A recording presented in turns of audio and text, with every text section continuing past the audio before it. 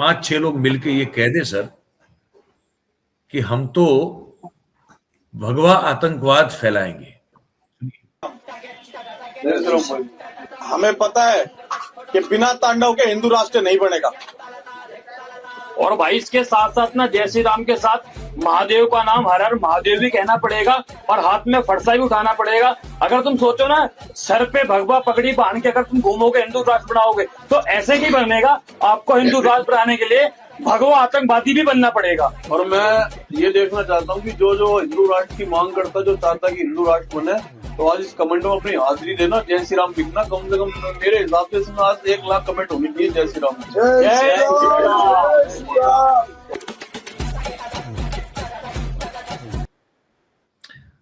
अब सर इनको कोई पूछने वाला नहीं है सर।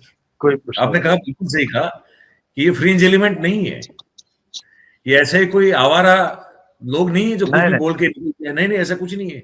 ये सोची समझी एक योजना के चलते हुए जो है ये सब कुछ हो रहा है सर। कोई कुछ नहीं कह रहा है। और मैं और आप, हमारे और आपके ऊपर ये नजर रखी जा रही है कि अगर हम थोड़ा भी जो है कहीं कोई विशेषण या तो अलंकार यूज कर दे तो हो सकता है कि हम पर केस हो जाए।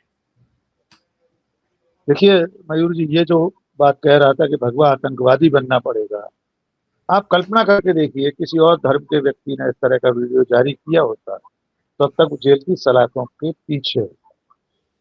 ऐसे कितने सारे लोग हैं जो हिंदू राष्ट्र के नाम पर आतंक फैला रहे हैं। कानून के दायरे में अगर सोचा जाए तो देश का संविधान और कानून तो ये कहता है कि जैसे खालिस्तान की मांग करना अपराध है, देशद्रोह है, वैसे ही हिंदू राष्ट्र की मांग करना भी अपराध ही होना चाहिए।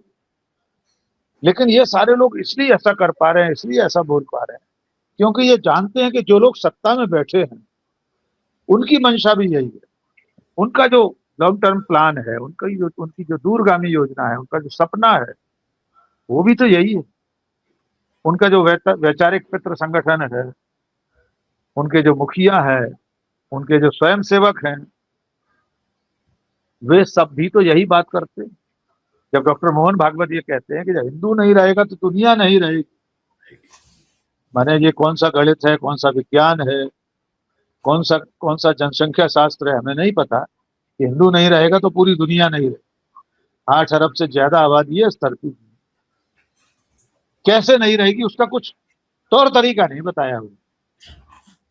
लेकिन उनका जो मूल विचार है वो यही है कि भारत को हिंदू राष्ट्र बनाना। इसलिए ये जो छुट्टा घूम रहे लोग हैं, ये जो समूह हैं, इनको ताकत वहीं से मिली। इनकी हिम्मत नहीं हो सकती थी अगर कानून अपना काम कर रहा होता कि बाकायदा वीडियो बनाकर जारी करें और कहे इस पर 1 लाख लाइक होने चाहिए, व्यूज होना चाहिए कि भगवा आतंकवादी बनना पड़ेगा। यानी आज से पहले सभ्य समाज में आतंकवादी शब्द का इस्तेमाल खुद के लिए हो जाए, इससे ज्यादा शर्म की बात क्या हो सकती थी। लेकिन अब लोग गर्व से आतंकवादी कहलाना चाह रहे हैं। और पिछले 10-11 सालों में कितनी मॉब लिंचिंग की घटनाएं हुई, कितने लोग मजहब के नाम पर मार दिए गए, कितने लोग जाति के नाम पर मार दिए गए। अभी केरल में सिर्फ 2 दिन पहले एक दलित को इस संदेह में मार दिया गया कि वो बांग्लादेशी पीट पीट कर मार दिया। उत्तर प्रदेश में कितनी घटनाएं हो चुकी, घर के भीतर घुसकर आप फ्रिज में किसी के जाकर उसकी जांच कर रहे हैं, फिर पीट पीट कर मार रहे हैं। ट्रेनों में मार दिए लोग, वर्दी में एक पुलिस वाले ने मार दिया मजहब पूछकर। इसके बावजूद सरकार चेत नहीं रही है। और इसके 2 फ्रंट हैं सर, 2 मोर्चे। एक तो ये वाला जमीनी है जो सड़कों पर घरों में घुसकर मारना पीटना, ट्रेन से उतार कर मार देना, हर तरह से जहां सशरीर आदमी मिल जाए वहां। दूसरा मोर्चा है सोशल मीडिया का, उस पर भी अच्छी खासी लिंचिंग होती है। आप, हमारे और आपके जैसे लोग और हमारे जैसे तमाम दूसरे लोग सिर्फ इसलिए गालियां खाते हैं, धमकियां खा रहे हैं कि हम उनकी विचारधारा से सहमत हैं। हम सत्ता से सवाल पूछते हैं, इसलिए हमें मारने की धमकियां दी जा रही। एक तरह की ऑनलाइन लिंचिंग रोज हो रही है, लिंचिंग हो रही है। अब उसका भी एक आपको पड़ताल करने का एक फॉर्मूला हम और आप साझा कर लेते हैं दर्शकों के लिए, आप तो जानते हैं मयूर जी, जितने ऐसे लोग होते हैं धमकी देने वाले, गालियां देने वाले, अश्लीलतम शब्दों में हमें और आपको संबोधित करने वाले, उनके प्रोफाइल जब आप चेक करेंगे तो ज्यादातर के नाम इसी तरह के मिलेंगे जैसे आर्यवीर का था नाम। साथ में उनके बायो में नीचे लिखा होगा सच्चा सनातनी, कट्टर हिंदू, नेशन फर्स्ट, मोदी है तो मुमकिन है, मोदी भक्त, ये भी लिखा होता है, मोदी भक्त, सब कुछ। माने जितने लोग गाली देने वाले आपको मिलेंगे, धमकी देने वाले मिलेंगे, उसमें 90%, 99% वही लोग होंगे जो इस वक्त हिंदू राष्ट्र का एजेंडा लेकर चल रहे हैं। मतलब ये क्या है सर, ये समझना है हमारे दर्शकों के लिए भी, इसको हमको थोड़ा डिकोड और करना पड़ेगा। क्या लगता है कि ये एक जो होता है ना, एक जो गुप्त रूप से दी गई एक सूचना होती है जिसका कोई प्रत्यक्ष प्रमाण नहीं होता, कि मैं किसी को ये सरेआम तो नहीं कहूंगा कि जाओ और उधम मचाओ, लेकिन मैं कहूंगा अपने हिसाब से बिल्कुल गुप्त तरीके से कि काम अलग अलग देश में हर जगह हो रहा है।